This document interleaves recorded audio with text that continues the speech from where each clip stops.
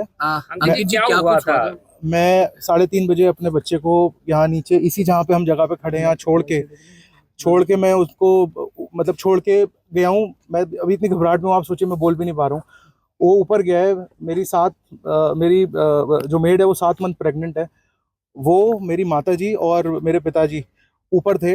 मेरी माता जी का फ़ोन आया कि एमसीबी में शॉर्ट सर्किट हो रहा है, जो कि एक बहुत कॉमन सी प्रॉब्लम है जो एवरीडे यहाँ रेजिडेंट्स फेस करते हैं। कभी एसी बस्ट हो रहा है, कभी स्टेबलाइजर बस्ट हो रहा है, तो मुझे डाउट हुआ कि कुछ शायद प्रॉब्लम है।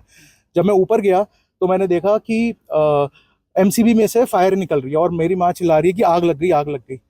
मैंने फटाफट फ़ोन किया मैनेजमेंट को। यहाँ नीचे एक इनके सोसाइटी के मेंटेनेंस के लोग थे, मिस्टर गुलाटी और कुछ लोग। मैंने उनको फ़ोन करके और नीचे आके बोला कि ऊपर आग लग गई है। तो उन्होंने कहा हम क्या कर सकते हैं, इलेक्ट्रिशियन कुछ करेगा। ये उनका इस तरीके से जवाब था। इस घबराहट में मुझे लगा कि मुझे कोई सपोर्ट नहीं मिलेगा सोसाइटी से। मैं वापस भागा ऊपर और सबसे पहले मैंने देखा जाके कि एसी में उस एमसीबी फायर के बाद बस्ट हुआ। एसी का कवर उड़ता हुआ डाइनिंग टेबल तक गया, जो कि मेरे बच्चे को लग सकता था। उसको गोद में लेके, मेरा 6 साल का बच्चा है, उसको मैं नीचे लेके आया। 7 साल की जो ये 7 मंथ जो प्रेग्नेंट मेड थी, मैंने उसको भी बोला सोचते हुए कि वो प्रेग्नेंट है, सबसे पहले आप नीचे जाओ। माँ बाप को बचाया। मेरे फादर पीछे की साइड भागने लगे गेट के, जो कि ये 2 रूम्स हैं ऊपर के।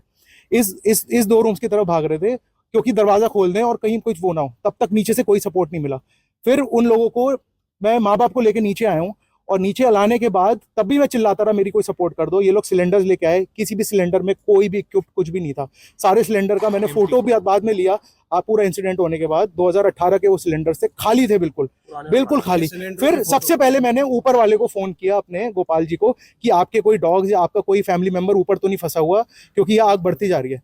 तब तक कोई भी आदमी इनका मेंटेनेंस में से कोई नहीं आया, किसी ने जरूरत भी नहीं की आने की। फिर रोहित सापरा को मैंने बहुत बार फोन किया कि प्लीज मेरी हेल्प कर दो, मेरी फैमिली ऊपर जल सकती थी, अभी मेरा सामान ऊपर सारा है, मुझे कुछ नहीं पता क्या करना है, क्योंकि ऐसे सिचुएशन के लिए ऐसा इंसान कोई भी रेडी नहीं रहता।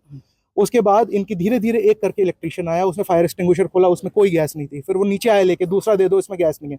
इनके 4-5 लोग यहाँ नीचे खड़े रहे जो कि ऊपर जाना चाहते थे और इक्विप्ड ही नहीं थे वो किसी चीज से। आग जब लगी कितना समय बीत चुका था, कितना आपका सामान जल चुका था, और बिल्डर की तरफ से क्या कुछ मदद आपको मिल पाई? मैं 3:30 बजे अपने बच्चे को छोड़ा, 3:40 पे आग लगी। 3:50 पे मैंने उन सबको नीचे लेके आया, मैं अपने पेरेंट्स को, मेड को। और उसके बाद 3:50 से लेके 4:50 पे फायर ब्रिगेड की एंट्री हुई। 1 घंटे में पूरा घर जल गया। मेंटेनेंस सोसाइटी के नाम पे कुछ भी नहीं था। यहाँ पे हॉर्स पंप है, उसमें कोई पानी नहीं था। एक्सटिंग्विशर में कोई गैस नहीं थी। हमारे पास कोई सेफ्टी प्रिकॉशन नहीं था।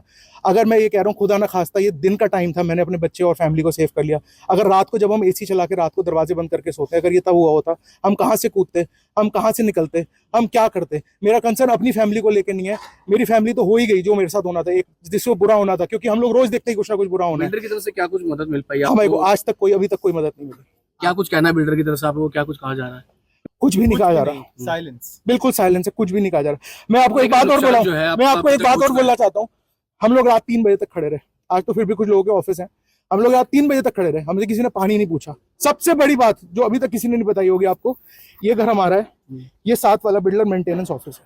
ये मेंटेनेंस, ये जो 3 बिल्डिंग दिख रही है आपको, ये पूरे इस 100 एकड़ का कैंपस का मेंटेनेंस यहाँ बैठता है। इनके पास एक इलेक्ट्रीशियन है, सिर्फ एक, 21 साल का, जो पूरी सोसाइटी में घूमता है पूरे 100 एकड़ में कि हम सॉल्व कर दें।